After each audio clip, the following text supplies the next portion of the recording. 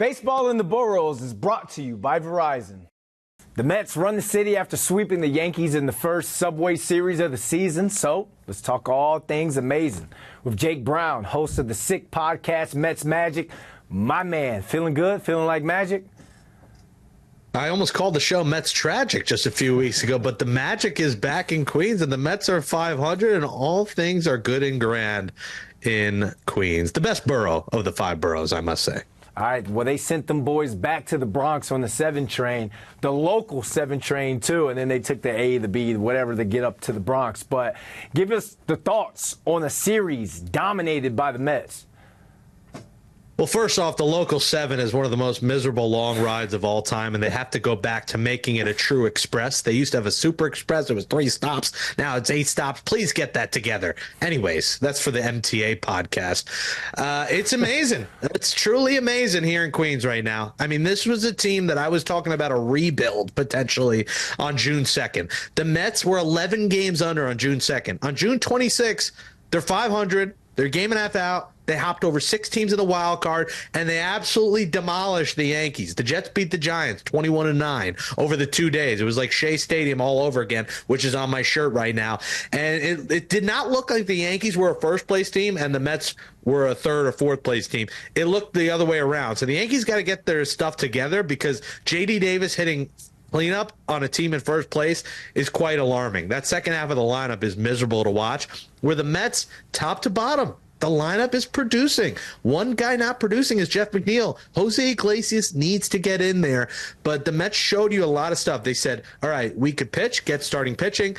You know, the bullpen will survive. We'll hit top to bottom. Home runs will be hit. They did a lot of things right in this series. They played some good defense. Mark Vientos flashed the leather a little bit, along with hitting a homer in 3 straight at-bats, which he's never done in his life. So there's a lot of things going right for the Mets, and they're a must-watch TV. And a month ago, we were talking about this going to be a dreadful summer in Queens.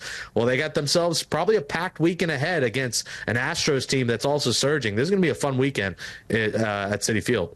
Jake, 17-6 since that closed-door players-only meeting on May 30th. Somebody said something. I'm talking David Goggins-type inspiration because they breathed some life into this team. And David Stearns said that this was a playoff caliber team and that they'd make a run. They're making a run right now. Can this team make the playoffs? Why not? I think the wild card's up for grabs. I think 2 teams in the Cardinals and Padres have separated themselves for now, but the rest of the pack's mediocre. And if the Mets keep playing like they are, listen, they got 14 games ahead against teams under 500. After this weekend is a 500 team, the Astros, but they don't play another team over 500 until the part 2 of the Subway Series after the All-Star break. It's almost a month away. So beat the teams you should, and the Mets are going to go into the trade deadline, you know, that week over 500, which means they will be in the thick of the wild card race, if not that 3rd wild card team. They can make the playoffs. I said before the season, this is an 85-win team. They're playing like it. They're playing together. They're gelling. And not only that team meeting that date points to, it's the day Jose Iglesias got here and his presence in the clubhouse, his oh my God, I mean, the whole clubhouse doing the dance. They're going like this. They're putting their hands in the air. His song's getting released. Fireworks night a week early. JD Martinez said, put OMG out early. The fans need it. The people need it. We need it. And chemistry, fun, grimace, everything has meshed together into a team that we want to be at, that we want to be at the ballpark for, that we want to root for, that embodies the true Mets. So, yes, they can make the playoffs. Will they? It's going to depend on what happens trade deadline. They need arms. They need relievers. Drew Smith is now hurt. Edwin Diaz is still suspended 8 more games. They have to get help for this beleaguered bullpen if they want to sniff the playoffs. That's their red flag, is the bullpen. You know, Jake, we'll call a player out if he's struggling, but we're no haters. We give props when props are due. Francisco Alvarez has showed up, and he showed out this series. This team is a completely different squad with Alvy in the lineup. Are we watching a rising star emerge in Queens?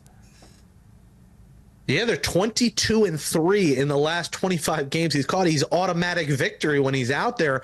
It's been remarkable to watch, and I think that's a big enough sample size to say he makes a difference. Like, he is making a difference. And not only at the plate, where he's now reached 290 at the dish batting, he's shown his power again. I think that went away a little bit, but now he's hitting home runs. His exit velocity for all the nerds has been great. He's hitting line drives.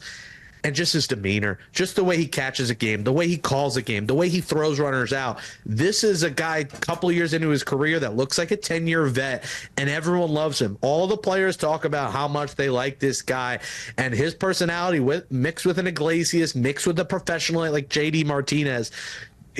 Jeff McNeil's the one sour grape, the one black cloud over this team where he's an automatic out every time. Outside of Jeff McNeil, the vibes are at an all-time high across the board. Everyone is contributing every night. It's a new hero, whether it's Tyrone Taylor with hitting his first homer in 2 months last night, whether it's the likes of a Danny Young, whether it's Sean Manaea, David Peterson, JD Martinez, Pete Alonso's come around. Lindor in the leadoff spot has been great, but Francisco Alvarez is the glue behind the plate, and he's going to be the Mets' first real franchise catcher since Mike Piazza. They've been waiting a long time at this position to have a true franchise catcher. Well, they got one now. Oh, we're going to clip that. We're going to run that on social because that is the ultimate compliment when you're talking about a Met. Shout out the podcast. Tell the people where they can find you. Yeah, the Sick Podcast, Mets Magic. Subscribe on YouTube, watch it, listen wherever you get podcasts. Mets PA voice and grandson of Howard Cosell, Colin Cosell, joined me on today's episode, so check that out. And yeah, talking to you about all my adventures at Citi Field, hanging with Carlos Beltran, shaking hands, kissing babies, or the other way around, however it goes, having a blast at the ballpark. We'll be there this weekend. It's must-see TV. Go out to the game, have some fun. There's LED light shows now. It's fun. And check my YouTube, Jake Brown Radio on YouTube. A lot of fun food reviews. My latest was the surf and turf from Pat LaFrida's. Who doesn't love surf and turf, Brandon? All right, we're gonna talk to you about getting that 7 train express up and running again. But thanks for hopping on with us, man. Yeah, make that ride quicker. The train's miserable. Make it quicker. Thanks for having me. Enjoy the weekend.